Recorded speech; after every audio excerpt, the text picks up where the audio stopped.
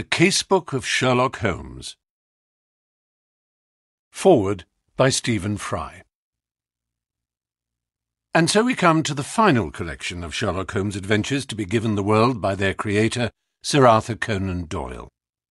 When, in 1927, he placed the full stop at the end of the concluding sentence of the last mystery, The Adventure of Shoscombe Old Place, Conan Doyle was finishing his 56th short story in the Sherlock Holmes canon, to which he had also contributed 4 full-length novels, and so ended one of the most popular series involving perhaps the most memorable, instantly recognizable fictional characters ever presented to a devotedly enthusiastic reading public. To take the collection first, there are 12 tales here in all, 2 of them standing out by having as their narrator not the usual faithful chronicler Dr. Watson, but Sherlock Holmes himself. The first in this collection, The Adventure of the Mazarin Stone, like the title story of His Last Bow, is not told by either, but is written in a dispassionate third person. It also takes place in just one room. Both these peculiarities betray its origin as a stage play, which was called The Crown Diamond. Otherwise, in the casebook, there is presented the usual collection of varied problems for the great detective to solve.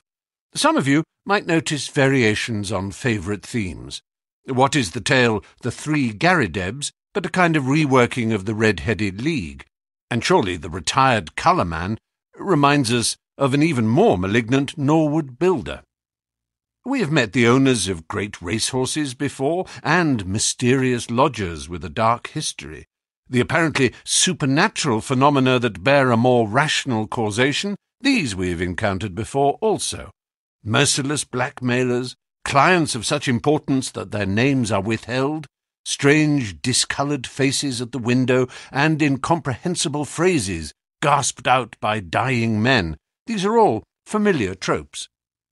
But we do not feel cheated or sold short to hear these new tunes played on old instruments.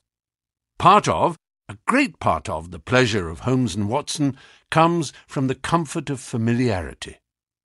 To readers then, as to readers now, living in a world of breakneck speed, seemingly bent on self-destruction, the reliable Victorian certainty of Holmes's pipe, deerstalker, lens and dressing gown was and is just what is wanted. It is strange, almost alarming, to recall that this collection came out in the Jazz Age, the age of cigarette-smoking flappers, cocktails, Art Deco and sports cars. Wisely, Conan Doyle keeps Holmes and Watson where they belong, in the gaslit London of the previous century. The great author was approaching the end of his 60s at this point. He was a widely respected figure, quite as celebrated as grand contemporaries like Kipling and Shaw, though as a popular writer he was, of course, never in the running for the Nobel Prize they each secured. He was a Knight of the Realm, though, doubly so, in fact, dubbed a Knight Bachelor in 1902 and created a Knight of Grace of the Most Venerable Order of the Hospital of St. John of Jerusalem the following year. In that concluding sentence of this collection he closed the book on Holmes and perhaps on his own writing life with a farewell to a career which has now outlived its shadows and promises to end in an honoured old age. Doyle was in fact only to live another 3 years before succumbing to a heart attack at the age of 71, while Holmes turned out to be immortal. There is a statue to Doyle in his native Edinburgh, as well as another in Crowborough, East Sussex, where he and his wife Jean lived out their later years. But Holmes seemed only just to be getting going. The Sherlock industry shows no sign of slowing to this day. On the contrary, it seems each year to be gathering fresh pace and new popularity. I don't suppose the number of Holmes' artefacts, statues, portraits, portrayals, adaptations, merchandise and spin-offs around the world could be counted.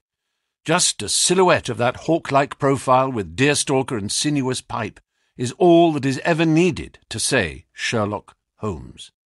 How many other fictional characters from books could be so quickly recreated with just a few swiftly drawn lines, or suggested with such clarity by so few props and appurtenances? Perhaps only Harry Potter with his lightning scar broomstick and round spectacles might also be so instantly identified by almost anyone on the planet. When Doyle died, the actor William Gillette was already a household name for personating Holmes on the stage. The young Noel Coward got his first professional role as Billy the Page Boy. The Samuelson Company, still in the movie business today, into the third generation, had produced the first ever feature film adaptation of Holmes, a version of A Study in Scarlet, in 1914. It even used locations, the Cheddar Gorge in Somerset, standing in for the Rockies, and Southport Sands near Liverpool, making do as the plains of Utah.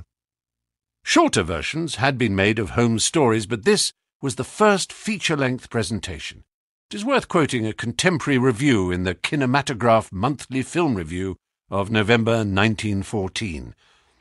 "It is a truism to say that Sherlock Holmes is always welcome on the screen.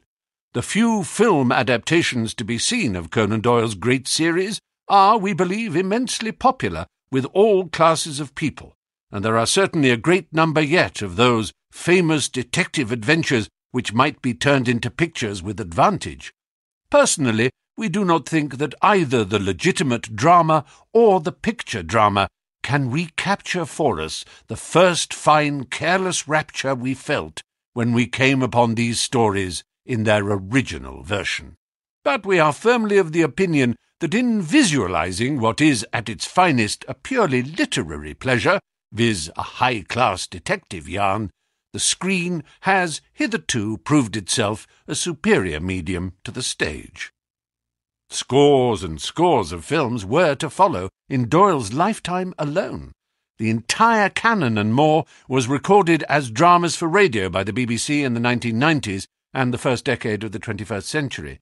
Holmes has been bent and twisted into every genre imaginable and unimaginable: graphic novels, manga, science fiction, time travel, erotica, literary novels, animation, horror stories, comic books, gaming, and more. Junior Sherlocks, animal Sherlocks, spoofs called Sheer Luck and Schlock.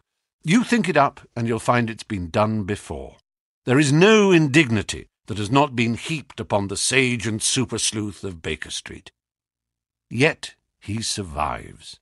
He more than survives. He rises up higher and higher with each passing decade, untarnished and unequalled, because I suppose we need him more and more. A figure of authority that is benign, rational, soothing, omniscient, capable, and insightful, in a world and in daily lives so patently devoid of almost all those marvellous qualities. How welcome that is, and how grateful we are for its presence in our lives. So grateful that we won't really accept that Sherlock Holmes could ever be classed as make-believe.